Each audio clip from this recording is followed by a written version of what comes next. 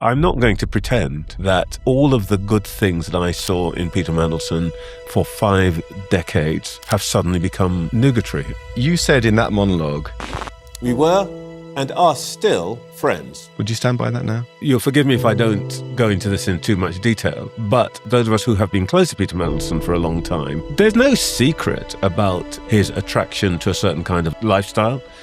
Thank you very much for provoking me into saying many things that I probably should not have said. There's an inherent paradox here, because you are now, almost by definition, an establishment man.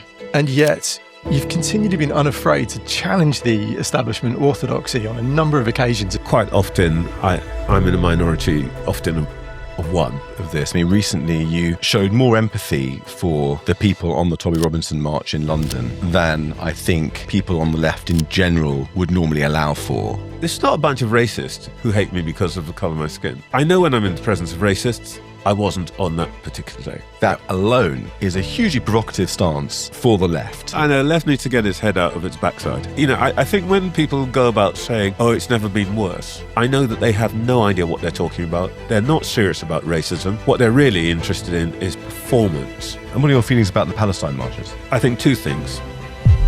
You said that Muslim integration in particular was probably the hardest task we have ever faced. That's how you put it. We are in a very dangerous situation, I think, where young people who grow up inside of those communities never have to leave them. And especially in some communities, if you're a young woman, not only do you not have to leave them, but you are never allowed to leave them.